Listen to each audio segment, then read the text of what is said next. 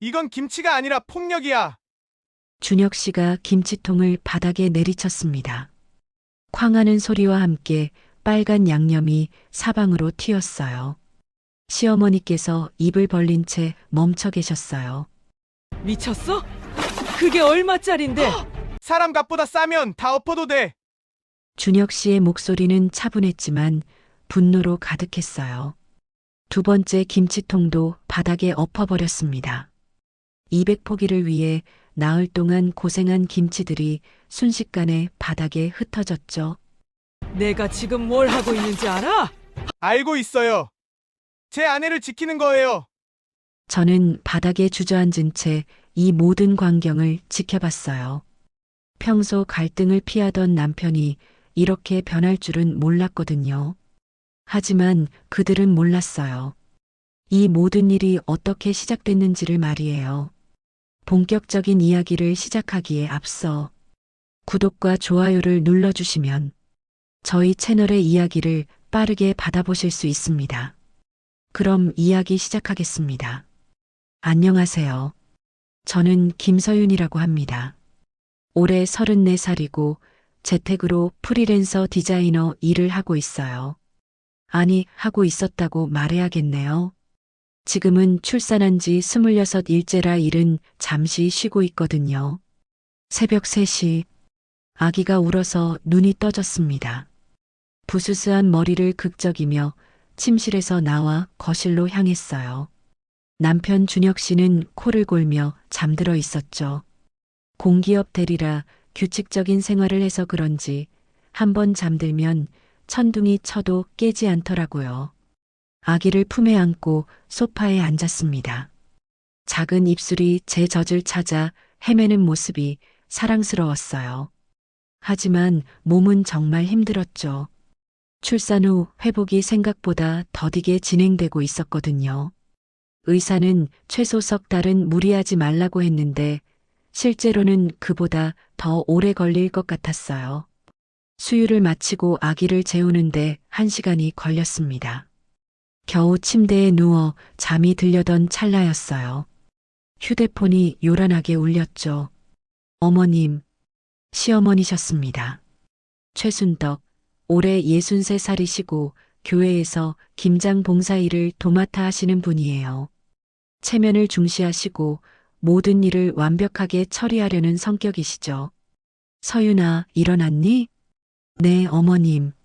아기가 배고파해서 수유하고 있었어요. 그래, 고생이 많다. 그런데 오늘 김장 시작해야 한다.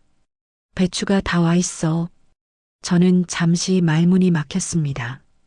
김장이라고 하시니까 갑자기 한 달 전 일이 떠올랐어요. 시어머니께서 교회에서 김장 봉사를 한다면서 제 이름으로 200포기를 약속하셨다고 하시던 그 일 말이에요. 어머님, 그런데 제가 아직 몸이. 다들 그렇게 해. 옛날 우리 때는 애 낳고 사흘 만에 일어나서 밥해 먹었다.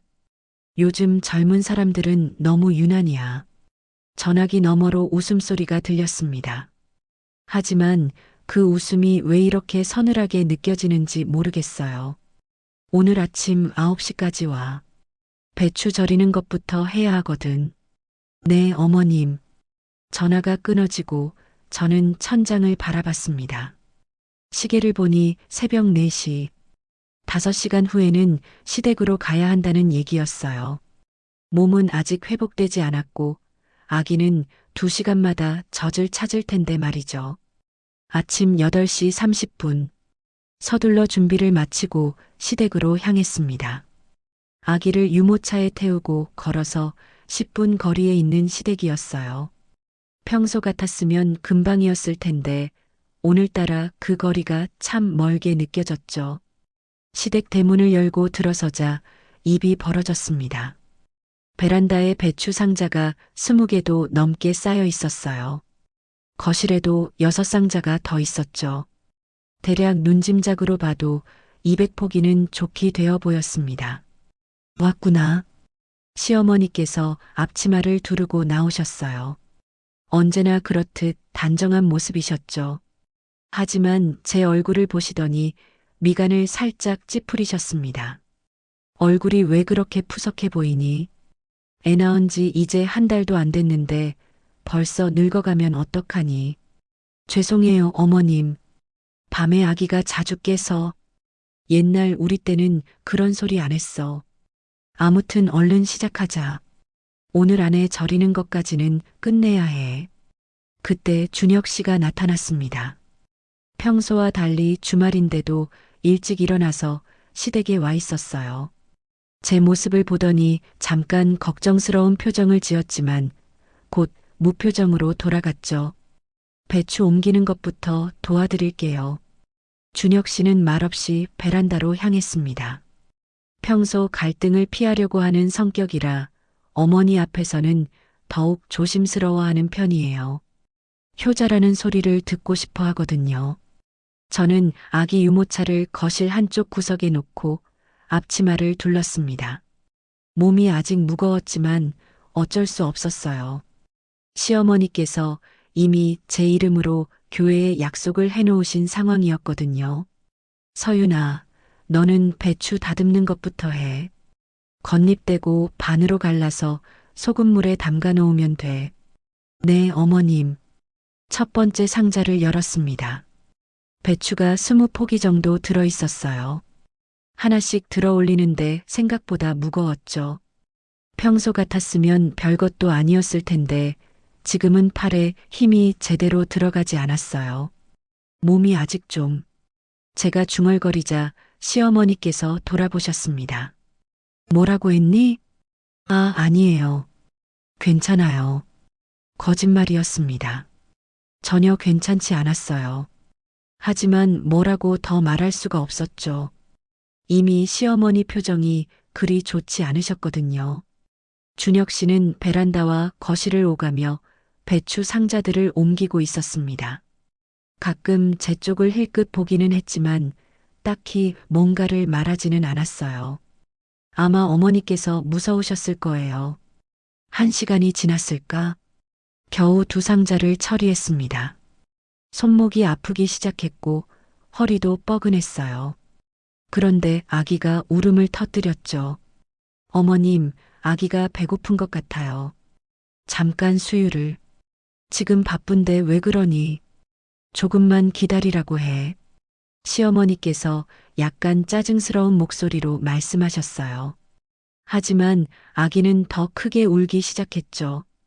어쩔 수 없이 유모차로 가서 아기를 안아 올렸습니다. 죄송해요, 어머님. 조금만 시간을 주세요. 소파에 앉아서 수유를 시작했습니다. 시어머니께서 배추를 다듬으시는 소리가 들렸어요. 뭔가 평소보다 더 거칠게 하시는 것 같았죠. 준혁 씨가 제 옆으로 다가왔습니다. 괜찮아?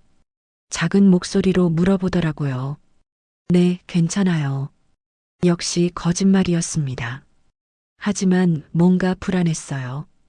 오늘 하루가 어떻게 흘러갈지, 그리고 앞으로 이런 일들이 또 생기지는 않을지, 그런 생각들이 머릿속을 맴돌았거든요. 수유를 마치고 아기를 다시 유모차에 눕혔습니다. 시어머니께서는 이미 3번째 상자를 열어서 배추를 다듬고 계셨어요. 손놀림이 참 빨라서 제가 한 포기 할 동안 3포기는 하시는 것 같았죠. 서윤아, 이제 절이는 거 시작해야 해. 큰 대야에 굵은 소금을 푸시고 물을 부으시더라고요. 그리고는 제게 손짓을 하셨죠. 이리 와서 배춧잎 사이사이에 소금 발라줘. 골고루 해야 한다. 네, 어머님. 다듬어 놓은 배추를 하나씩 들어 올렸습니다. 찬 소금물에 손을 담그자 차가움이 뼛속까지 스며드는 느낌이었어요. 배춧잎을 하나씩 펼쳐서 소금을 발랐죠. 겉잎부터 속잎까지 빠뜨리는 부분이 없도록 꼼꼼하게요. 그렇게 하는 거야. 소금이 적으면 절여지지 않으니까 충분히 발라. 시어머니께서 제 옆에 서서 지켜보셨습니다. 그런데 배추 한 포기 하는데도 시간이 오래 걸렸어요. 손가락에 힘이 제대로 들어가지 않아서 배춧잎이 찢어지기도 했거든요. 아이고, 조심해. 그렇게 거칠게 하면 배추가 다 상해. 죄송해요, 어머님. 다시 조심스럽게 시작했습니다.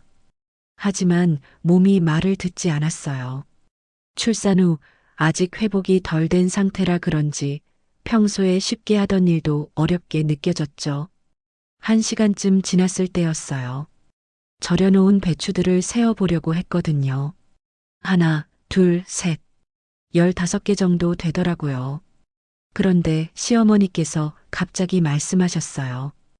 200포기야. 교회에서 다 기다려. 저는 손을 멈추고 시어머니를 바라봤습니다. 200포기라고 하셨나요? 어머님, 200포기요? 그래, 우리 교회에서 김장 담그기 행사하는데 내가 내 이름으로 약속했거든. 이번 주말까지 다 준비해서 가져가야 해. 순간 숨이 막히는 것 같았습니다. 이제 겨우 15포기를 절였는데 200포기나 해야 한다고 하시니까요. 게다가 이번 주말이라니 며칠 남지도 않았잖아요. 그런데 어머님, 제 이름으로 약속을 하셨다고요? 응, 김서윤 씨네 집에서 준비한다고 했지. 교회 사람들도 다 알고 있어. 제가 그제야 알게 된 사실이었습니다. 이 김장이 단순히 우리 집 겨울 김치를 위한 게 아니라 교회 행사용이었던 거예요. 그것도 제 이름으로 약속이 된 일이었고요.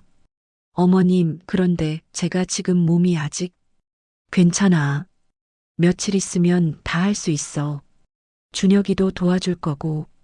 시어머니께서는 별거 아니라는 듯이 말씀하셨어요. 하지만 제게는 엄청난 일이었죠. 200포기의 김치를 혼자서 다 준비한다는 게 말이 되나요? 준혁 씨를 찾아서 조용히 불렀습니다. 준혁 씨, 잠깐만요. 부엌 구석으로 불러서 작은 목소리로 물어봤어요. 이거 진짜 200포기 해야 하는 거예요? 글쎄, 엄마가 알아서 하신 거겠지. 그런데 제 이름으로 약속하셨다고 하시는데. 아, 그런가? 잘 모르겠어. 준혁 씨는 어깨를 으쓱하며 다시 배추 옮기는 일로 돌아갔습니다. 갈등을 피하려는 성격이라 그런지 깊게 관여하려 하지 않았어요. 저는 다시 절인 배추 앞으로 돌아왔습니다. 찬 소금물에 다시 손을 담그자 이번에는 온몸이 떨리기 시작했어요. 추위 때문만은 아니었죠. 200포기라면 대체 몇 날 며칠을 해야 하는 건지 감이 오지 않았습니다. 하루에 20포기씩 한다고 해도 열흘은 걸릴 텐데 주말까지는 사흘밖에 남지 않았어요. 서윤아, 손이 왜 그렇게 떨리니? 찬물 때문이야? 시어머니께서 제 모습을 보고 물어보셨어요. 아, 네. 조금 추워서요. 고무장갑 끼고 해. 부엌에 있을 거야. 고무장갑을 찾아서 끼고 다시 일을 시작했습니다. 하지만 떨림은 멈추지 않았어요. 손뿐만 아니라 다리까지 덜덜 떨렸거든요. 배추 한 포기를 더 절이고 나니 현기증이 났습니다. 벽에 기대서서 잠깐 쉬려고 했는데 시어머니께서 다가오셨어요. 많이 힘들어? 아니에요, 어머님. 괜찮아요. 그래도 좀 쉬어. 나도 피곤하다. 감사했습니다. 소파에 앉아서 아기를 확인했어요.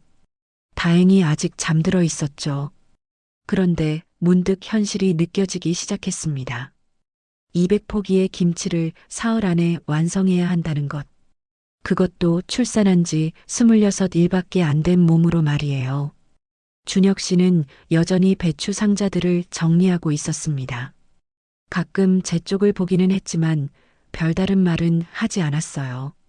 시어머니께서 정한 일이니까 따를 수밖에 없다고 생각하는 것 같았죠. 준혁아, 오늘 밤에도 좀 도와줘야겠다. 시어머니께서 준혁 씨에게 말씀하셨어요. 네, 엄마. 알겠어요. 그리고 서윤이도 내일부터는 아침 일찍 와야 해. 시간이 별로 없거든. 제가 대답하기도 전에 시어머니께서 혼자 결정하셨습니다. 마치 제 의견은 중요하지 않다는 듯이요. 어머님, 그런데 아기는 데리고 와. 여기서 재우면 돼. 모든 게 이미 정해진 일인 것처럼 말씀하셨어요. 제가 거부할 수 있는 선택권은 없어 보였죠. 오후 2시가 되어서야 첫날 작업이 끝났습니다. 겨우 30포기 정도를 절였어요. 200포기까지는 아직 멀었죠. 집으로 돌아가는 길에 제 모습을 거울로 봤습니다. 얼굴이 창백했고 눈 밑에 다크서클이 짙게 드리워져 있었어요. 손은 소금물 때문에 거칠어졌고 손목은 아팠죠. 무엇보다 마음이 무거웠습니다. 이건 단순한 집안일이 아니었어요. 교회 행사를 위한 일이었고 제 이름으로 약속된 일이었죠. 그런데 아무도 제게 미리 알려주지 않았어요. 아기 유모차를 밀며 걸어가는데 다리가 후들거렸습니다. 내일부터는 더 일찍 가야 하고 더 많은 일을 해야 한다니. 과연 제가 버틸 수 있을까요? 집에 도착해서 아기를 재우고 소파에 털썩 주저앉았습니다. 온몸이 아팠지만 마음이 더 아팠어요. 뭔가 이상했거든요. 이 모든 상황이 정상적이지 않다는 느낌이 계속 들었죠. 창밖을 바라보니 해가 지고 있었습니다. 내일 아침이 되면 다시 시댁에 가야 해요. 그리고 200포기를 완성하기 위해 또 하루를 보내야 하겠죠. 제 얼굴이 창문에 비쳐 보였습니다. 불안에 가득 찬 표정이었어요. 이튿날 아침 8시, 어제보다 일찍 시댁에 도착했습니다. 아기는 유모차에서 잠들어 있었고 저는 어제보다 더 지친 상태였어요. 밤새 아기가 자주 깨서 제대로 잠을 자지 못했거든요. 시어머니께서는 이미 부엌에서 준비를 마치고 계셨습니다. 어제 절여놓은 배추들을 헹구는 작업부터 시작해야 한다고 하시더라고요. 오늘은 배추 헹구고 양념 만들어서 김치 담그는 데까지 해야 해. 시간이 별로 없거든. 네, 어머님. 큰 대야에 물을 받아서 절인 배추를 하나씩 헹궜습니다. 소금물을 깨끗하게 씻어내야 했어요. 30포기를 헹구는 데만 1시간이 걸렸죠. 그 다음은 양념 만들기였습니다. 고춧가루, 젓갈, 마늘, 생강을 갈아서 양념을 준비해야 했어요. 시어머니께서 옆에서 지켜보며 지시하셨죠. 고춧가루는 좀 더 넣어. 교회에서 드실 어르신들이 매운 걸 좋아하셔. 네, 알겠어요. 양념을 갠 지 30분쯤 지났을 때였어요. 아기가 울기 시작했습니다. 배고픈 울음소리였죠. 어머님, 아기가 배고픈 것 같아요. 잠깐만. 지금 양념 만드는 중인데 왜 그러니? 조금만 기다리라고 해. 하지만 아기 울음소리는 더욱 커졌습니다. 양념 묻은 손을 닦으려고 했는데 시어머니께서 제 팔을 잡으셨어요. 손 다 닦고 또 씻어야 하잖아. 애는 하나만 주면 돼. 그런데 어머님, 아기가 정말 배고픈 것 같은데. 요즘 젊은 엄마들은 애가 조금만 울어도 난리야. 옛날에는 애들 울어도 일 다 하고 봤어. 아기는 계속 울고 있었습니다. 가슴이 저리는 것 같았어요. 젖이 마르려고 하는 신호였죠. 하지만 시어머니 앞에서 고집을 부릴 수는 없었어요. 조금만 더. 양념 다 만들면 수유해도 돼. 20분을 더 버텼습니다. 아기는 지쳐서 울음을 멈췄지만 제 마음은 찢어지는 것 같았어요. 엄마로서 아기를 돌보지 못한다는 죄책감이 몰려왔거든요. 양념을 다 만들고 나서야 수유를 할 수 있었습니다. 아기는 너무 배가 고팠던지 급하게 젖을 빨았어요. 미안한 마음에 눈물이 날 것 같았죠. 오후 1시쯤이었어요. 초인종이 울렸습니다. 어머, 순떡씨. 안녕하세요. 아, 오셨어요. 들어오세요. 부녀의 사람들이셨습니다. 세 분이 함께 오셨더라고요. 나이는 모두 시어머니와 비슷하셨어요. 김장 어떻게 되고 있어요? 구경 좀 시켜주세요. 그러세요. 우리 며느리가 지금 열심히 하고 있어요. 시어머니께서 제 쪽으로 손을 뻗으며 말씀하셨습니다. 저는 앉은 자리에서 인사를 드렸어요. 안녕하세요. 어머, 정말 어린 며느리네. 애는 언제 낳았어?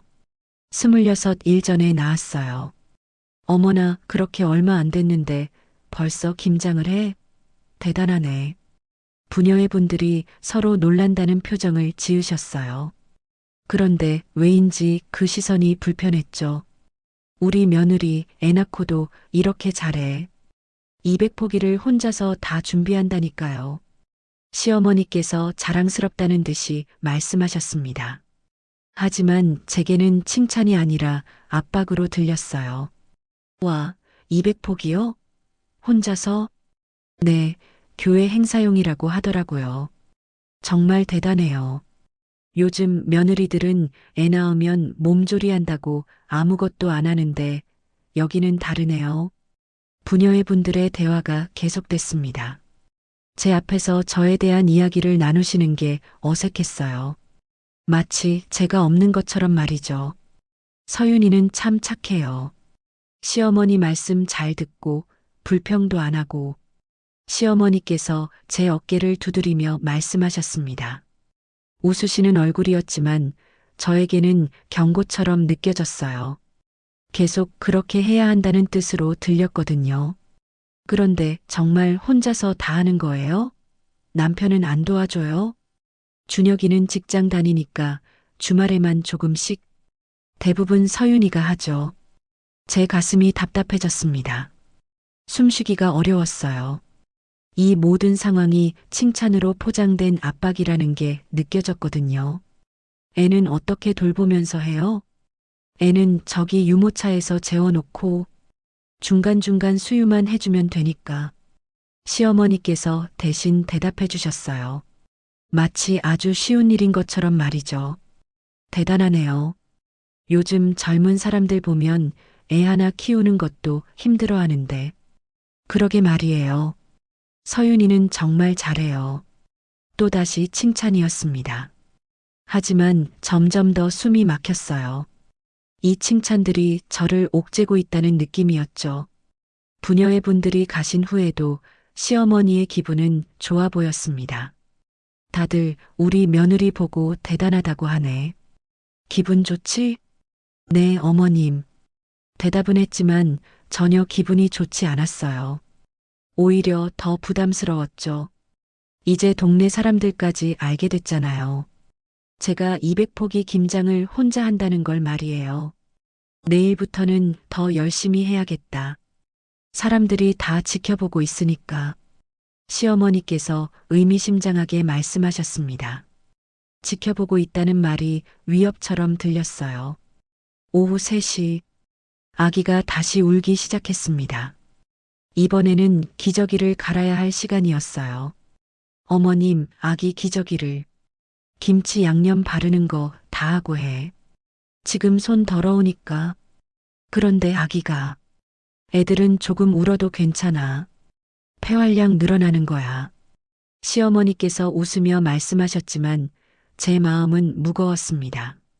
아기가 불편해하는 걸 그냥 놔둬야 한다니 엄마로서 견딜 수가 없었어요. 그런데 그때 아기가 갑자기 크게 울부짖었습니다. 지금까지 들어본 것 중 가장 큰 소리였어요. 어머님, 정말 미안하지만 아기를 좀 봐야겠어요. 더 이상 참을 수 없어서 일어났습니다. 양념 묻은 손을 재빨리 닦고 아기에게 갔어요. 서윤아, 지금 일하는 중이잖아. 시어머니의 목소리가 차갑게 변했습니다. 죄송해요. 정말 잠깐만요. 기저귀를 갈아주고 아기를 달래는데 10분이 걸렸습니다. 시어머니께서는 그 시간 동안 계속 한숨을 쉬셨어요.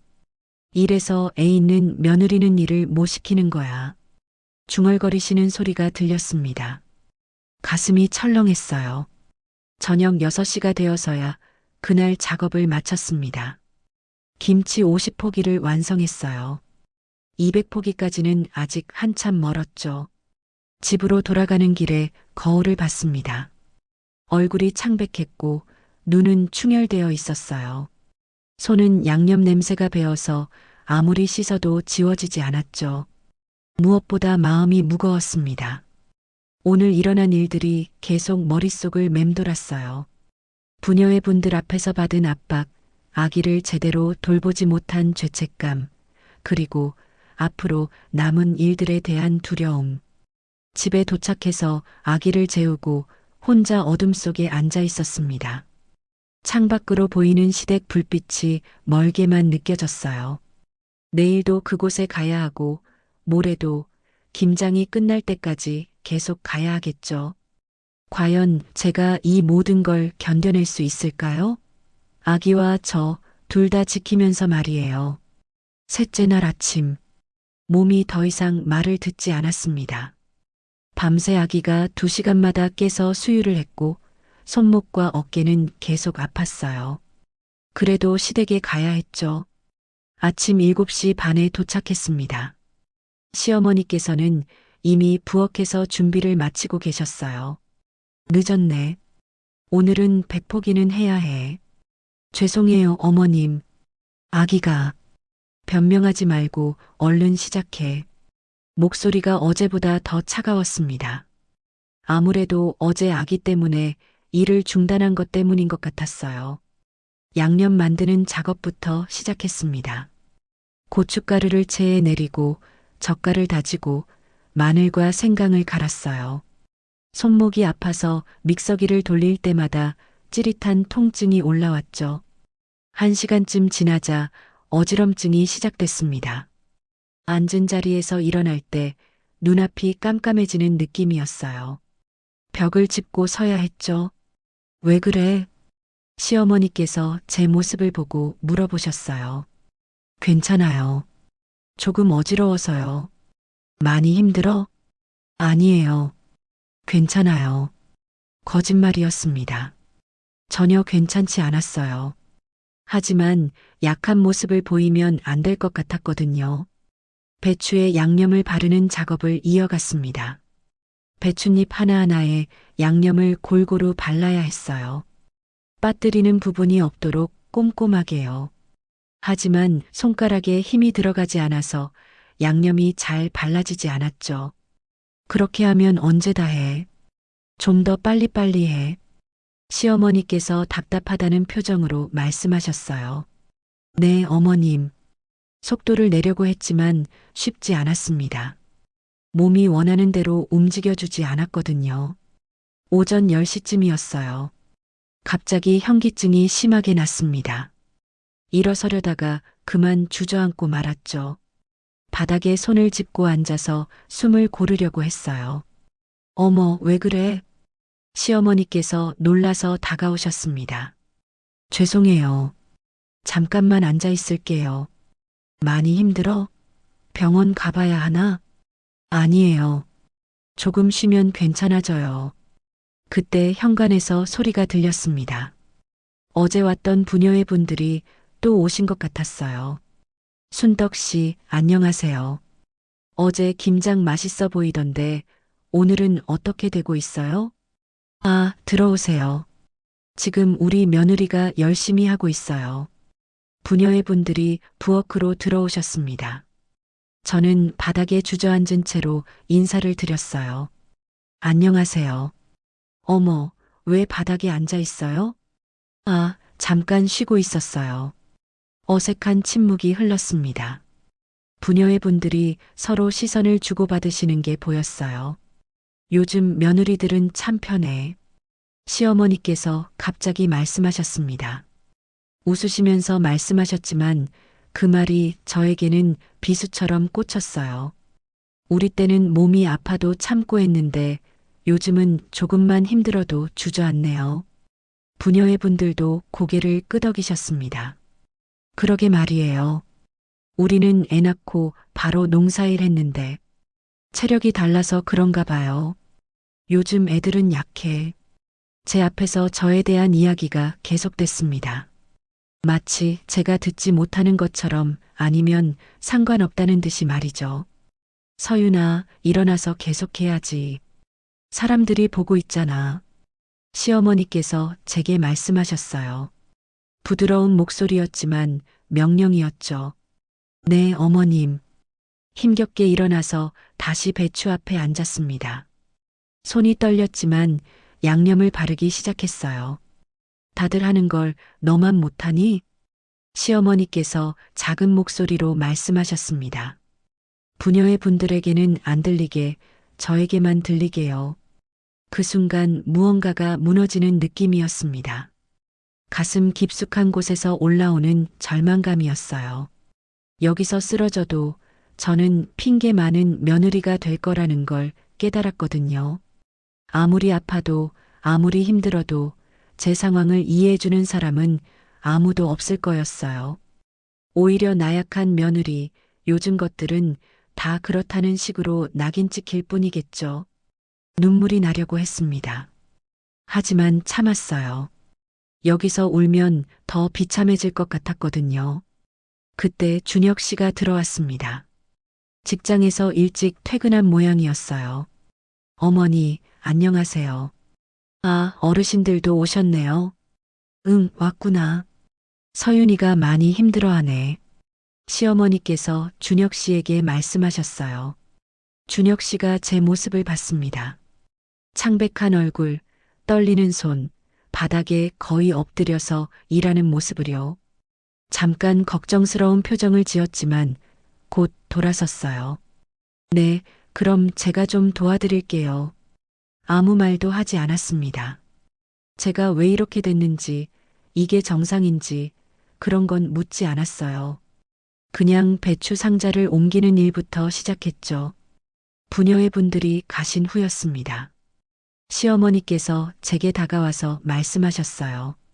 사람들 앞에서 그런 모습 보이면 안 돼. 우리 집안 체면이 있잖아. 죄송해요, 어머님. 내일부터는 좀 더 단단해져야겠어. 이제 겨우 100포기밖에 안 했는데 이런 식으로 하면 언제 다 하니? 체면.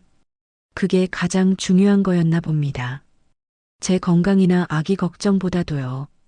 저녁 7시가 되어서야 그날을 마쳤습니다. 김치 30포기를 더 만들었어요. 총 80포기. 아직 한참 멀었죠. 집으로 돌아가는 길에 거울을 봤습니다. 제 눈빛이 달라져 있었어요. 절망에 가득 찬 눈이 아니라 뭔가 각오를 다진 눈이었죠. 더 이상 이런 식으로는 안 되겠다는 생각이 들었습니다. 이대로 가다가는 정말로 쓰러질 것 같았어요. 그리고 쓰러져도 아무도 제 편이 되어주지 않을 거라는 것도 알았죠. 무언가 바뀌어야 했습니다. 제가 바뀌든지 상황이 바뀌든지요. 아기를 재우고 혼자 앉아 있었습니다. 창밖으로 보이는 시댁 불빛을 바라보며 생각했어요. 내일은 뭔가 달라야 한다고요. 더 이상 참고만 있을 수는 없었습니다. 나흘째 아침, 몸이 더 이상 버티기 힘든 상태였습니다. 어지럼증은 계속됐고 손목은 퉁퉁 부어 있었어요. 그래도 시댁에 가야 했죠. 시어머니께서는 오늘 안에 모든 김치를 완성해야 한다고 하셨습니다. 내일이 교회 행사 날이었거든요. 오늘이 마지막이야. 남은 김치 다 담그고 포장까지 끝내야 해. 네, 어머님. 거실에는 완성된 김치통들이 줄지어 놓여 있었습니다. 지난 사흘 동안 만든 것들이었어요. 하나하나 보니 정말 많이 만들었다는 생각이 들었죠. 하지만 아직 끝이 아니었습니다. 마지막 50포기가 남아 있었어요. 아침부터 쉬지 않고 일했습니다. 양념을 만들고 배추에 바르고 김치통에 담는 작업을 반복했죠. 손목이 아파서 양념 바르는 일이 점점 어려워졌어요. 오후 2시쯤이었습니다. 아기가 울기 시작했어요. 하지만 지금 양념 묻은 손을 씻고 다시 하기에는 시간이 아까웠죠. 조금만 기다려, 우리 아가. 혼자 중얼거리며 일을 계속했습니다. 아기는 더 크게 울었지만 어쩔 수 없었어요. 1시간을 더 버텼습니다. 그리고 나서야 아기를 안으려고 일어섰죠. 그런데 갑자기 다리에 힘이 빠지면서 그만 주저앉고 말았습니다. 바닥에 무릎을 짚고 앉아서 숨을 고르고 있는데 시어머니께서 다가오셨어요. 또 그러네. 차가운 목소리였습니다. 죄송해요, 어머님. 잠깐만. 애 낳았다고 유세 떨지 마. 그 말이 제 가슴에 박혔습니다. 유세라고 하셨나요? 제가 지금 유세를 떨고 있다는 건가요? 어머님, 저는 다른 여자들도 다 애 낳고 살아. 너만 특별한 줄 알아? 눈물이 나려고 했습니다. 하지만 참았어요. 여기서 울면 정말 끝일 것 같았거든요. 그때였습니다. 현관문이 열리는 소리가 들렸어요. 준혁 씨가 들어오고 있었죠. 안녕하세요, 어머니. 평상시와 같은 인사였습니다. 하지만 제 모습을 보는 순간 표정이 굳어졌어요. 저는 여전히 바닥에 앉아 있었고 아기는 유모차에서 울고 있었습니다. 김치 냄새가 집 안가득 배어 있었고 제 손은 양념으로 빨갛게 물들어 있었어요. 준혁 씨가 천천히 거실을 둘러봤습니다. 바닥에 널브러진 배추 껍질들, 곳곳에 튄 양념 자국들, 그리고 줄지어 놓인 김치통들까지요. 준혁아, 와서 포장 좀 도와줘. 오늘 안에 다 끝내야 해. 시어머니께서 준혁 씨에게 말씀하셨어요. 하지만 준혁 씨는 움직이지 않았습니다. 그냥 제 모습을 계속 바라보고 있었어요. 창백한 얼굴, 떨리는 손, 바닥에 주저앉은 모습을요. 준혁아? 시어머니께서 다시 부르셨지만 준혁 씨는 대답하지 않았습니다. 대신 천천히 김치통 앞으로 걸어갔어요. 가장 큰 통 앞에 서서 잠시 멈춰섰죠. 뭐하니? 시어머니께서 의아하다는 표정으로 물어보셨어요. 준혁 씨가 김치통을 잡았습니다. 두 손으로 단단히 잡고 들어 올렸어요. 준혁아, 그거 조심해서. 시어머니께서 말씀하시던 중이었습니다. 순간 준혁 씨가 김치통을 바닥에 내리쳤습니다. 아니, 엎어버렸어요. 쾅하는 소리와 함께 김치가 바닥에 쏟아졌습니다. 빨간 양념이 사방으로 튀었고 배추들이 바닥에 흩어졌어요. 집안이 얼어붙었습니다. 시어머니께서는 입을 벌린 채 멈춰 계셨고 저는 놀라서 숨을 멈췄어요. 준혁 씨가 말했습니다. 이건 김치가 아니라 폭력이야. 조용하지만 분명한 목소리였어요. 뭐라고? 시어머니께서 믿을 수 없다는 표정으로 물어보셨어요. 내가 지금 뭘 하고 있는지 알아? 알고 있어요. 준혁 씨는 차분했습니다. 하지만 그 차분함 속에 결연한 무언가가 있었어요.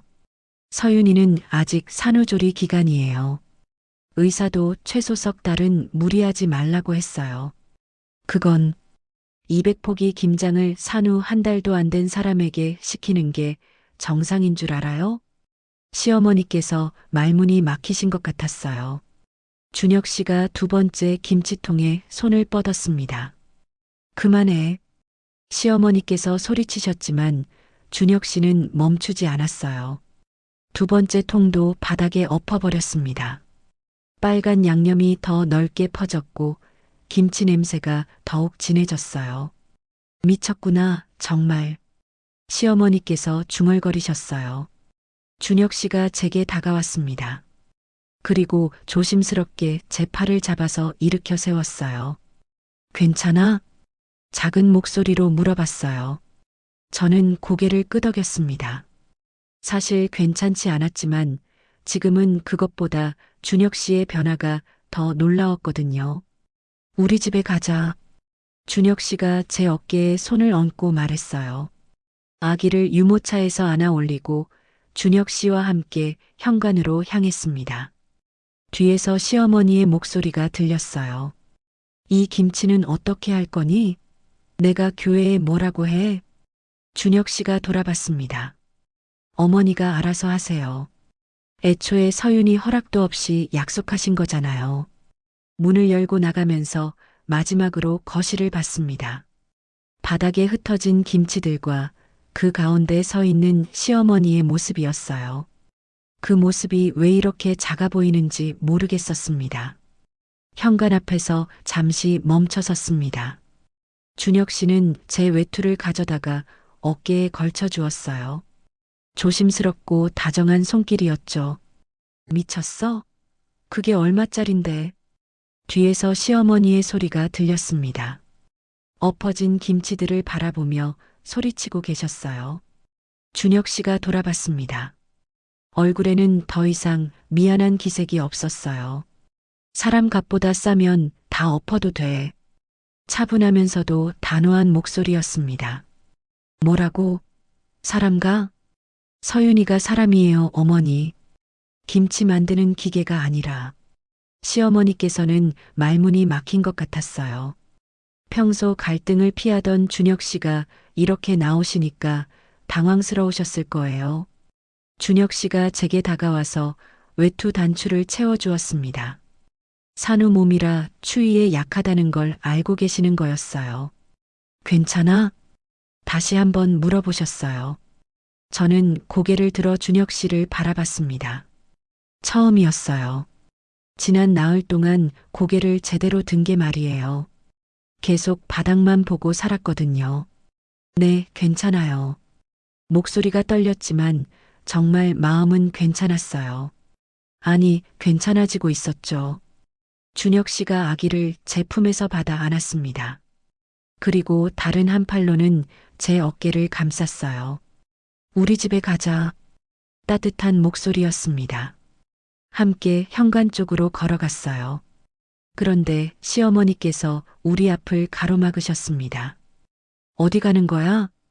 집에 가요. 김치는 어떻게 할 건데? 교회에서 기다리고 있어.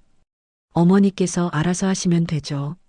준혁 씨는 더 이상 미안해하지 않았어요. 오히려 시어머니를 똑바로 바라보고 계셨죠. 내가 언제 혼자 하라고 했어? 서윤이가 하겠다고 했잖아. 서윤이가 언제 그랬어요? 내가 물어봤을 때 싫다고 안 했어. 싫다고 할 수 있는 상황이었나요? 시어머니께서 잠시 멈추셨어요. 준혁 씨의 질문이 예상치 못한 것이었나 봅니다. 뭔 소리야, 그게? 서윤이가 거부할 수 있는 선택권이 있었나요? 처음부터 정해놓고 통보하신 거 아니에요? 맞는 말이었어요. 저에게는 선택권이 없었거든요. 시어머니께서 이미 제 이름으로 약속을 해놓으셨고 거부하면 나쁜 며느리가 되는 상황이었으니까요. 며느리가 시어머니 부탁을 들어주는 게 당연하지. 부탁이요? 이게 부탁이에요?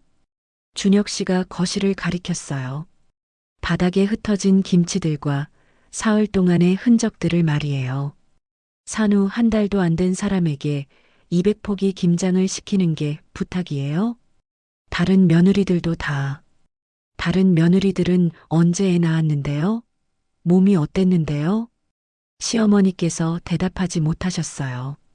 준혁 씨가 계속 말했어요. 어머니는 서윤이 상태를 한 번이라도 확인해 보셨어요?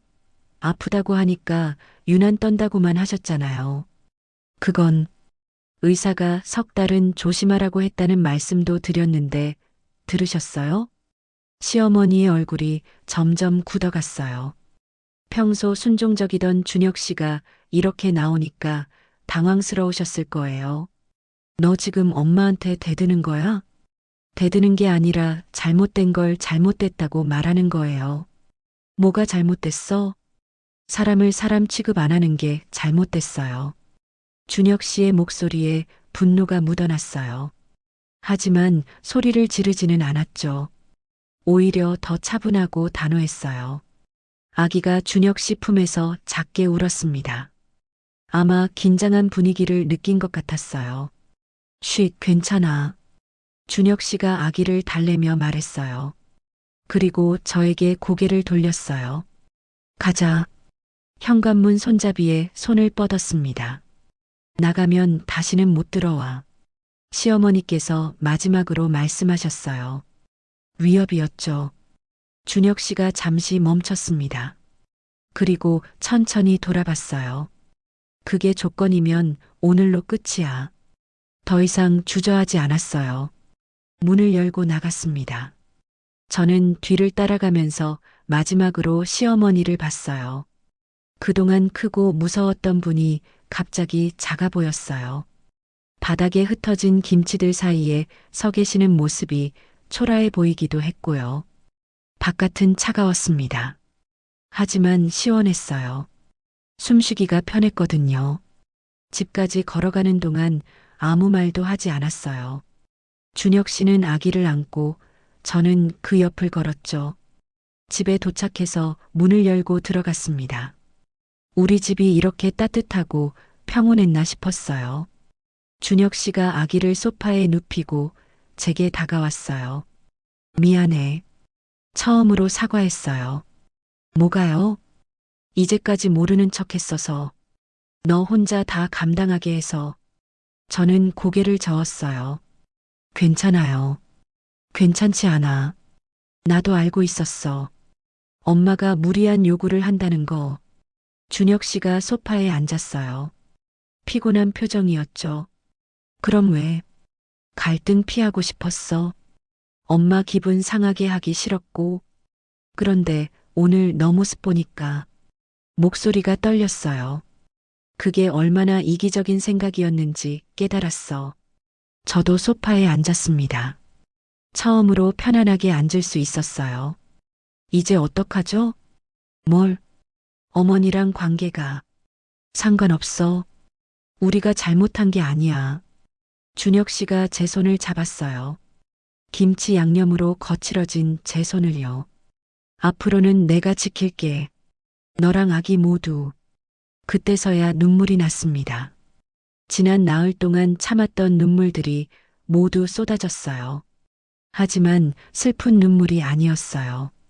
안도의 눈물이었죠. 드디어 혼자가 아니라는 안도감 말이에요. 창밖으로 시댁이 보였어요. 불이 환하게 켜져 있었죠. 아마 시어머니께서 흩어진 김치들을 정리하고 계실 거예요. 하지만 더 이상 제 일이 아니었어요. 저는 이제 제 집에서 제 가족과 함께 있었거든요. 집으로 돌아온 첫날 밤, 온몸이 풀어지는 느낌이었습니다. 며칠 만에 제대로 잠들 수 있을 것 같았어요. 준혁 씨는 아기를 재우고 나서 제게 말했어요. 일주일은 푹 쉬어. 아무것도 하지 마. 괜찮아요.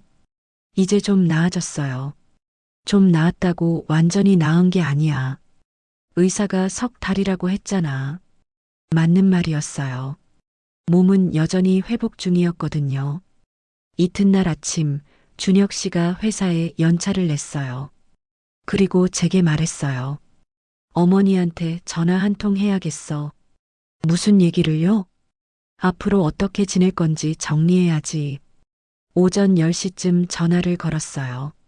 스피커폰으로 해서 저도 들을 수 있었죠. 어머니. 응. 시어머니의 목소리가 평소보다 차가웠어요. 어제 일로 말씀드릴 게 있어요. 할 말 있으면 해. 앞으로는 서윤이에게 무리한 부탁하지 마세요. 무리한 부탁? 산후 회복 중인 사람에게 200포기 김장을 시키는 게 정상이라고 생각하세요? 잠시 침묵이 흘렀어요. 며느리가 시어머니 일 도와주는 게 당연하지. 도와주는 거랑 강요하는 건 달라요. 강요? 서윤이가 거절할 수 있는 상황이었나요? 처음부터 서윤이 이름으로 약속해놓고 통보하셨잖아요. 또 침묵이었어요. 그리고 교회에도 사실을 얘기할 거예요. 뭔 사실을? 산후 한 달도 안 된 며느리에게 김장을 시켰다는 사실이요. 시어머니의 목소리가 당황스러워졌어요. 너 지금 뭘 하려는 거야? 사실을 말하는 거예요. 어머니께서 무엇을 잘못하셨는지 다른 사람들도 알아야죠. 그럼 나보고 어떻게 하라는 거야? 서윤이한테 사과하세요. 그리고 앞으로는 이런 일 없도록 하시고요. 사과? 네, 사과요. 긴 침묵이 흘렀어요. 그리고 시어머니께서 말씀하셨어요. 그런 건 못하겠다. 그럼 당분간은 만나지 않는 게 좋겠네요. 그래, 알아서 해라. 전화가 끊어졌어요. 준혁 씨가 한숨을 쉬었어요. 예상했던 반응이야. 어머니는 절대 잘못을 인정 안 하시거든. 괜찮아요? 응, 괜찮아. 오히려 속이 시원해. 오후에 준혁 씨는 교회에 전화했어요. 부녀회장님께 직접 연락을 드렸죠. 안녕하세요. 최순덕 권사님 아드님 이준혁이라고 하는데요. 아, 준혁 씨. 안녕하세요. 김장건으로 전화드렸어요. 아, 그 일요? 순덕 권사님이 갑자기 김장을 못 준비하겠다고 하시더라고요. 네, 그 이유를 말씀드리려고 해요. 무슨 일이세요? 저희 와이프가 출산한 지 한 달도 안 됐는데 200포기 김장을 혼자 준비하라고 하셔서요. 전화기 넘어가 조용해졌어요. 출산한 지 한 달도 안 됐다고요? 네, 26 일째였어요. 어머나, 그런데 김장을? 의사는 최소 석 달은 조심하라고 했는데 어머니께서 와이프 이름으로 약속을 해놓으시고 강요하셨어요. 그게 정말이에요? 네, 사흘 동안 거의 쓰러질 뻔하면서 했어요. 부녀회장님의 목소리가 놀란 것 같았어요. 아이고, 그런 줄 몰랐네요. 순덕 권사님이 며느리가 자원해서 한다고 하셔서 자원이 아니라 강요였어요. 어떻게 그런 일이? 산후조리 중인 분에게. 전화 통화가 끝난 후 준혁 씨가 말했어요. 부녀회장님이 깜짝 놀라시더라. 사실을 전혀 모르셨던 것 같아. 어머님은 뭐라고 하셨을까요? 곧 알게 될 거야. 사흘 후였어요. 준혁 씨에게 전화가 왔어요. 교회 부녀회장님이었죠. 준혁 씨, 안녕하세요. 네, 안녕하세요. 순덕 권사님하고 얘기했어요. 어떻게 되었나요? 처음에는 부인하시더라고요. 며느리가 괜찮다고 했다면서요. 그런데요? 다른 부녀회 분들이 증언하셨어요. 그날 며느리분이 바닥에 주저앉아 있는 걸 봤다고요. 준혁 씨와 제가 서로 눈을 마주쳤어요. 그래서 어떻게 됐어요? 순덕 권사님이 할 말을 잃으셨어요. 부녀회에서도 산후조리 중인 분에게 그런 일을 시킨다는 게 말이 되냐고 하고요. 그러면 당분간은 부녀회 활동 중단하시기로 했어요. 반성할 시간이 필요하다고 하면서요. 전화를 끊고 나서 준혁 씨가 말했어요. 여론이 완전히 뒤집혔네. 어머님은 어떠실까요? 충격 받으셨을 거야. 평생 교회에서 인정받고 살아오셨는데 며칠 더 지났어요. 동네에서도 소문이 퍼진 것 같았어요. 마트에 가면 사람들이 제게 관심을 보였거든요. 산후조리 중에 김장 200포기를 하셨다면서요? 정말 대단하세요. 저는 상상도 못하겠어요. 하지만 대단하다는 말이 예전처럼 부담스럽지 않았어요. 이제는 제가 선택한 일이 아니라는 걸 모두가 알고 있었거든요. 일주일째 되던 날이었어요. 시어머니께서 전화를 하셨어요. 서윤아. 네, 어머님. 몸은 좀 어때? 많이 나아졌어요. 잠시 침묵이 흘렀어요. 그때 좀 무리했나 보다. 처음으로 인정하시는 말씀이었어요. 괜찮아요, 어머님. 미안하다. 작은 목소리였지만 분명한 사과였어요. 네, 어머님. 앞으로는 조심할게. 그날 밤 준혁 씨와 이야기했어요. 어머니가 사과하셨어요. 정말? 네, 무리했다고 미안하다고 하시더라고요. 다행이다. 어머니도 많이 반성하셨나 봐. 어떻게 지낼까요? 앞으로요. 천천히 관계를 회복해보자. 하지만 이번처럼 무리한 요구는 절대 받아들이지 마. 네. 창밖을 봤어요. 시댁 불빛이 보였죠? 예전처럼 무겁게 느껴지지 않았어요. 이제는 제가 선택할 수 있다는 걸 알았거든요. 거절할 수도 있고 도와드릴 수도 있다는 걸요. 강요당하지 않을 권리가 있다는 것도요. 아기가 울음소리를 냈어요. 일어나서 아기를 안아 올렸죠.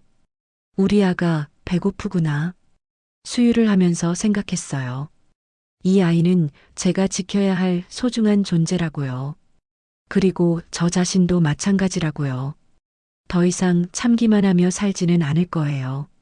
아기를 위해서라도, 저를 위해서라도요. 석 달이 지났습니다. 제 몸은 완전히 회복되었고, 아기도 한결 안정되었어요. 무엇보다 제 마음이 달라졌죠. 오늘은 특별한 날이었어요. 김장철이 다시 돌아온 거예요. 마트에서 작은 배추 한 포기를 샀습니다. 딱 한 포기요. 우리 가족이 며칠 먹을 만큼만이었죠. 집에 돌아와서 휴대폰 카메라를 켰어요. 영상 촬영 버튼을 눌렀죠. 안녕하세요. 김서윤입니다. 카메라를 향해 미소를 지었어요. 자연스럽고 편안한 웃음이었죠. 오늘은 김치를 담그려고 해요.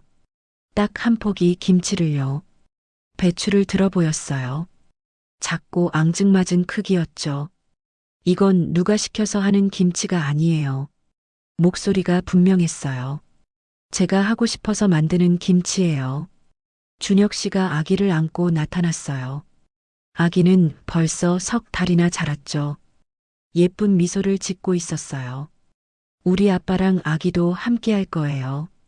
준혁 씨가 웃으며 손을 흔들었어요. 안녕하세요. 배추를 다듬기 시작했습니다. 천천히 여유롭게요. 서두를 필요가 없었거든요. 예전에는 200포기를 해야 한다고 해서 정말 힘들었어요. 몸도 마음도 다 아팠죠. 배춧잎을 하나씩 떼어내며 말했어요. 그때는 선택권이 없다고 생각했어요. 착한 며느리가 되려면 무조건 해야 한다고요. 소금물을 만들어서 배추를 절였어요. 한 포기라서 금방이었죠. 하지만 지금은 알아요. 제가 선택할 수 있다는 걸요. 준혁 씨가 아기를 하이체어에 앉혔어요. 아기는 호기심 가득한 눈으로 저를 바라봤죠. 우리 아가도 보고 있네요. 엄마가 김치 만드는 거요. 아기에게 손을 흔들어 보였어요. 양념을 만들기 시작했습니다. 고춧가루, 마늘, 생강을 적당히 넣었어요. 양념도 제 취향대로 해요. 달게도 할 수 있고 맵게도 할 수 있어요. 제가 정하는 거거든요. 절인 배추를 헹궜어요. 찬물이 손에 닿았지만 따갑지 않았어요. 이번에는 고무장갑을 끼고 있었거든요. 작은 것 하나라도 제가 선택해서 하는 일은 다르더라고요. 힘들지 않아요. 배춧잎에 양념을 발랐습니다. 꼼꼼하게 정성스럽게요. 이렇게 하나하나 정성껏 하는 게 좋아요.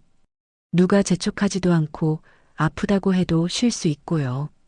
준혁 씨가 다가와서 제 어깨에 손을 얹었어요. 수고해. 따뜻한 목소리였어요. 고마워요. 김치를 용기에 담았습니다. 작지만 예쁜 김치였어요. 카메라를 다시 바라봤어요. 200포기는 지옥이었지만 한 포기는 제가 선택한 삶이에요. 잠시 멈추고 생각했어요. 그때의 일들이 떠올랐거든요. 바닥에 주저앉았던 순간들, 눈물을 참아야 했던 시간들이요. 선택권이 있다는 건 정말 중요해요. 아니라고 말할 수 있는 용기도 필요하고요. 목소리가 조금 떨렸어요. 하지만 울지는 않았죠. 가족은 서로를 아껴야 해요. 누구 하나가 희생하는 게 아니라 함께 행복해야 하는 거죠. 준혁 씨가 제 손을 잡았어요. 그리고 무엇보다 자신을 소중히 해야 해요. 다른 사람의 기대에 맞추려고 자신을 망가뜨리면 안 되거든요. 아기가 옹알거렸어요. 마치 맞다는 듯이요. 우리 아기도 동의하는 것 같네요. 웃음이 나왔어요. 진짜 행복한 웃음이었죠. 카메라를 끄고 가족과 함께 식탁에 앉았어요. 갓 담근 김치와 따뜻한 밥이 있는 소박한 식탁이었죠. 맛있어. 준혁 씨가 김치를 먹으며 말했어요. 정말? 응, 사랑이 들어가서 그런가 봐. 아기도 작은 손을 뻗어서 김치를 만지려고 했어요. 아직 안 돼, 우리 아가. 조금 더 크면 먹을 수 있어. 창밖으로 해가 지고 있었어요. 평범한 하루의 끝이었죠. 하지만 특별한 하루이기도 했어요. 제가 선택한 삶의 첫 번째 김치였거든요. 이제는 두렵지 않았어요. 앞으로 어떤 일이 생겨도 제가 선택할 수 있다는 걸 알고 있었으니까요. 그리고 제 곁에는 저를 지켜줄 사람들이 있었죠. 준혁 씨와 우리 아기, 그리고 무엇보다 강해진 제 자신이요. 한 포기의 선택이 만든 새로운 시작이었습니다. 그럼 오늘 이야기는 여기까지입니다. 영상을 시청해주신 모든 분들 고맙습니다. 저는 AI 나레이션 박정현이었습니다. 구독과 좋아요 부탁드립니다. 감사합니다.